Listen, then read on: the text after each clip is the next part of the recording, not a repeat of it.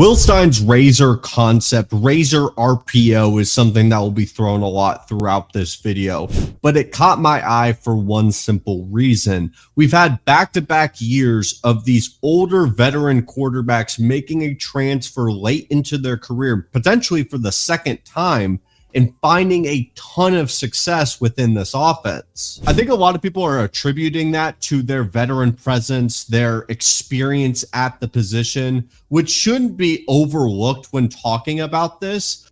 But I also want to dive a little bit deeper. What is Will Stein as an offensive coordinator? What system, what is he bringing to the table that he's finding a lot of success with these older quarterbacks to a point where we have younger quarterbacks that are willing to sit and wait for their opportunity to play in a year's timeline? I'm looking at Dante Moore from UCLA, a super talented kid coming out of high school, had some real flashes at UCLA, hops in the transfer portal because of everything that happened with Chip Kelly. And now he's waiting as Dillon Gabriel is having a fantastic Heisman level season. And unlike the go-go offense video that we did just a couple weeks ago, I'm going to dive a little bit further. I heard your guys' feedback. There's so many new people on the channel. We've gone from under 1,000 to damn near 3,000 subscribers over the past couple weeks. And truly, it means the world to me, because at the end of the day, all I'll ever ask from you guys is just talk some football with me. Whether it's a like, a comment, a subscribe, anything across the board means the world to me. All my socials are linked in the bottom if you really want to go that extra mile on a level of support. And even send in an email. Someone sent in an email. It was the first time it's ever happened, and they gave some great feedback, and I'm going to apply it in today's video. There's been a lot of talks about using all 22 film, a lot more formations, and I completely understand that. What I'm going to do is like a compromise, just because copyright is a pain in the rear when we're talking about all 22 film, especially with the collegiate level. We're going to hop in college football 25. I'm going to give you some visual examples of what this offense looks like and some specific play concepts to give you at least a little bit more life to it on why this is so successful for these quarterbacks and why I feel a guy like Will Stein isn't going to be at Oregon for a while. Not because of his lack of creating a great offensive system. I think he's a future head coach. But before we dive in, I want to set the stage on some terms before we go on to college football 25 and explain what this playbook looks like and why it's so successful. First things first, who's Will Stein? What is his background? Before Oregon, Stein worked at UTSA, where he served as the co-offensive coordinator and quarterbacks coach in 2022.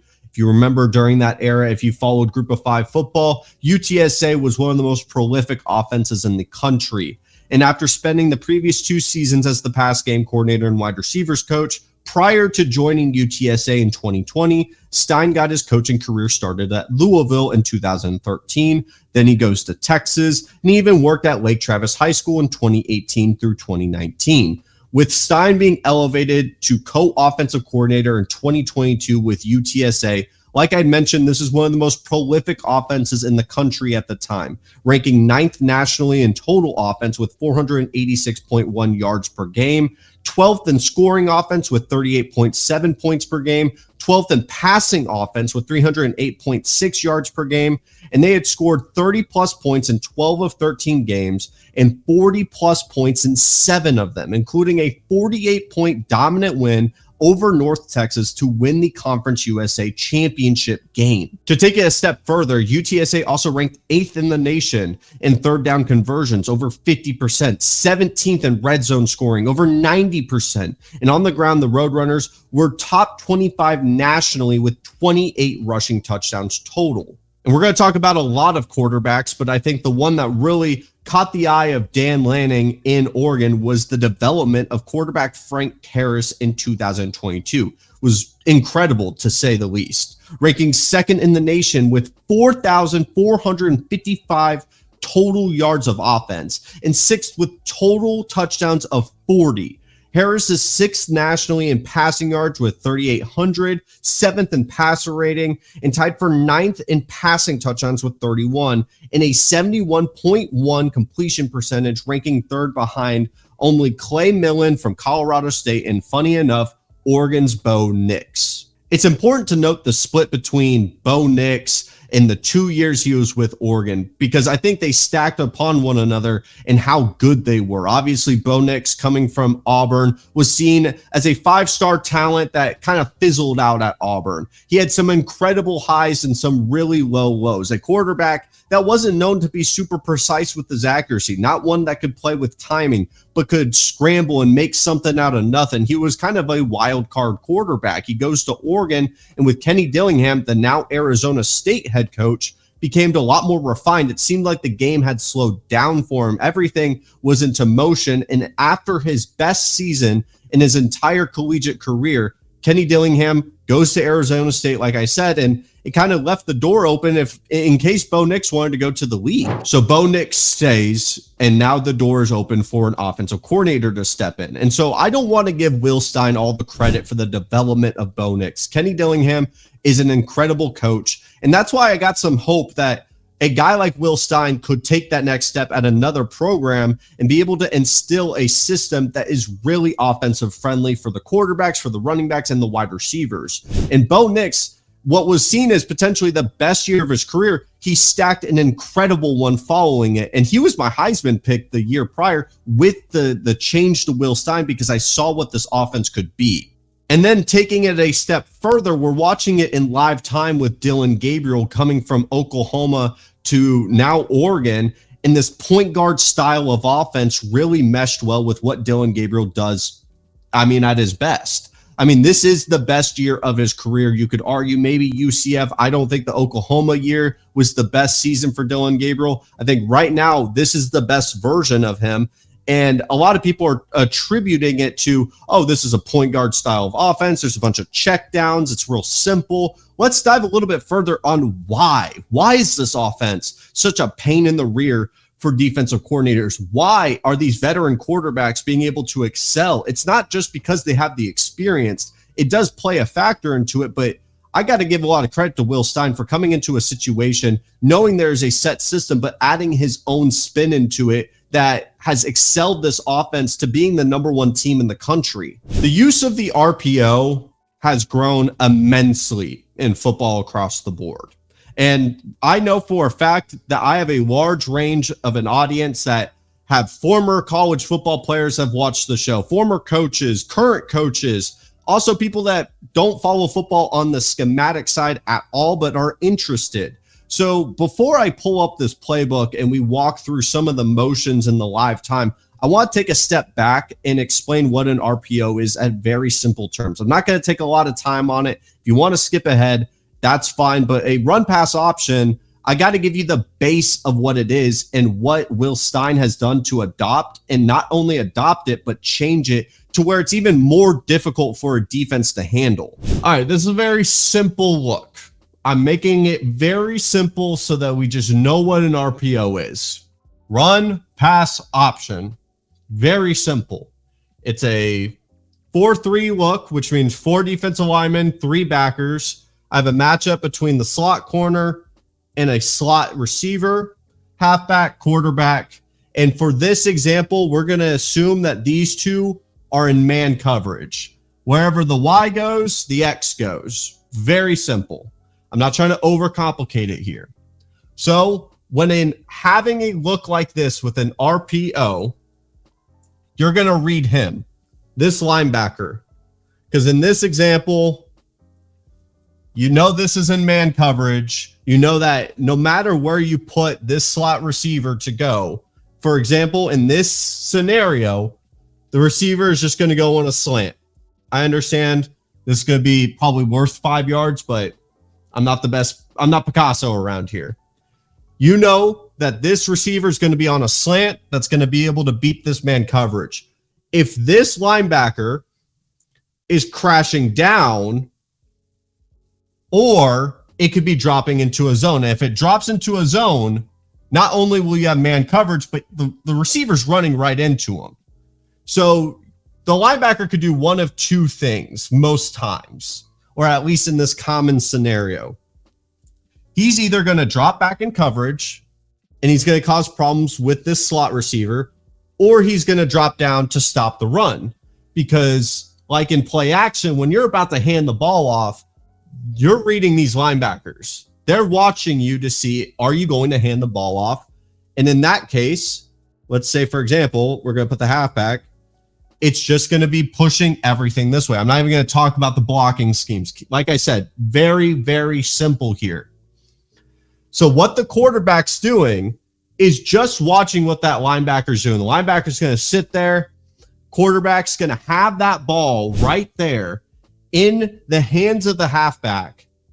And if he sees him drop down to play the run, or maybe he's coming through this gap, depends on what the call is on the defense. If he sees that linebacker crash down, he's trusting that receiver, throw the ball, get it out. And the problem it causes for defensive coordinators is when you add this third element right here, which is maybe it's just a read option. Maybe this corner absolutely locks up because there's a world where, say, this corner is playing an inside shade. And what I mean by inside shade is he's not just directly lining up in front. Maybe he's on the inside. Because sometimes you don't know if they're going to be in man or zone. And that's when it gets really difficult. Maybe he stops this. Maybe he crashes down. Quarterback's able to run. Run pass option. Very simple. I understand this is probably not the most common scenario in the world, but I think understanding when I hop into the college football 25 space, why these movements are happening, why players are going, it's going to help digest it a little bit better, especially knowing that even though this is a very base concept, Will Stein has taken it to another level that makes it even more difficult to stop. So what the Razor concept builds off of is an arrow RPO. An arrow RPO is very simply read flat in like college football 25 and Madden. You see Ferguson, he's going to be running out into the flat. You see the R for the read man. That is going to be the outside linebacker. And so what Dillon Gabriel's going to do is watch what that linebacker does. If he crashes down, you're going to try to flip it out to Y, aka Terrence Ferguson.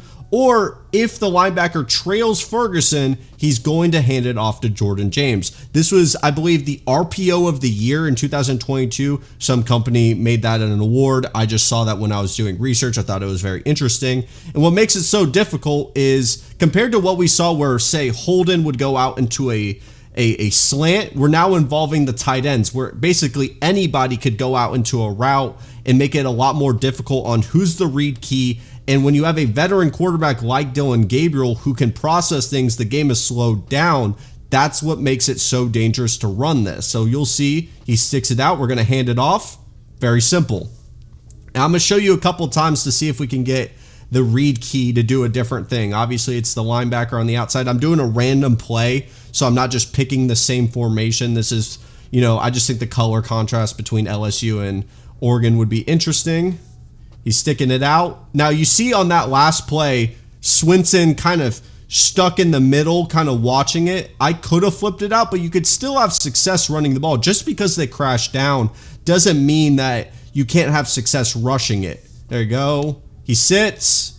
And because Swinson in that last play sits and waits, you're leading it to be a situation where the rushing of the quarterback, because the R, you can have Dillon Gabriel run the ball here. I'm going to see if I can get it there.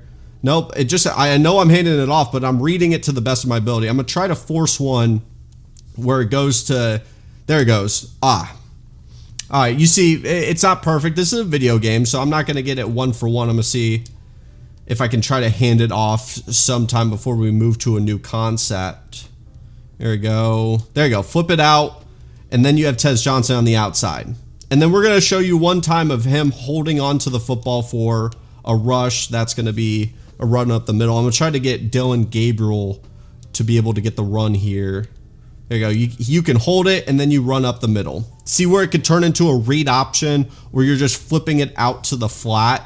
How difficult. There's so many moving parts that can make this so difficult. And you need a quarterback with a lot of veteran presence that can handle all those moving parts and be able to not play scared because this is so much about timing. And so an evolution of that RPO I showed you where the tight end comes out, in this situation it would be Herbert goes out into the flat. You see Ferguson goes upfield, because one of the big areas that, you know, I guess a weakness of an RPO concept is, as you could see, you see the 4 defensive linemen, you see the 2 linebackers, and you see the 2 secondary players creeping up to the front of the line of scrimmage. You're bringing a lot of players to be at that line, and because you have to, because of all those moving parts and their short yardage situations, it's really effective in the red zone like we saw with UTSA. Problem being is there's no concepts downfield. Why is that? Well, in an RPO, because of the rules of football, it's not like you can hold on to the ball if you're Dylan Gabriel and wait for that player to get wide open. Say, for example, it was Herbert. You can't sit there and wait 5 seconds because it's not like the offensive lineman can turn around and see that he's holding onto the ball. They have to play it like a run. It's all about a mirage. And when we play that part where the offensive line has to be able to play it like a run, they have to go past the 5 yards. And if they go past it and they don't get the ball out quick enough, that's a penalty against the offense. So what the Oregon offense has developed is ability to be able to push someone downfield so that if there's people that end up creeping up to the line, they can be able to throw the ball deep and be able to spread the defense and keep them on their toes. Now, I will admit, on College Football 25, this is a really difficult play to get off. Usually, I'm trying to throw it to Herbert or run the ball. I'm going to try to get it to Ferguson a couple times, and we're going to see what happens. There we go. There it is. So you see on that play, I'm going to see if I can overlap it a couple times for you to see. And I think that's what you're going to see that makes it so difficult to stop, is that rail route. Now, it's not like Will Stein created the rail route that it's never been done before. But I think what he has done to make it so difficult to stop across the board is the ability to add these different plays in. Now, obviously, there's a bunch of different teams that can run these RPO looks. I'm going to just walk through some of them. You see Trayshawn Holden in the slot. You could put him in a bubble route, and that makes it real quick to get the ball out. Yeah, it's 2 yards on that play, but on the outside, this could end up being a 50-yard play if the right blocks pop up. There's so many different ways that you can have this versatility. I mean, if we just go look through their offense and seeing some of the formations, for example, I'm sticking within the RPO play type. These are all the ones where Dylan Gabriel can hold on to the ball.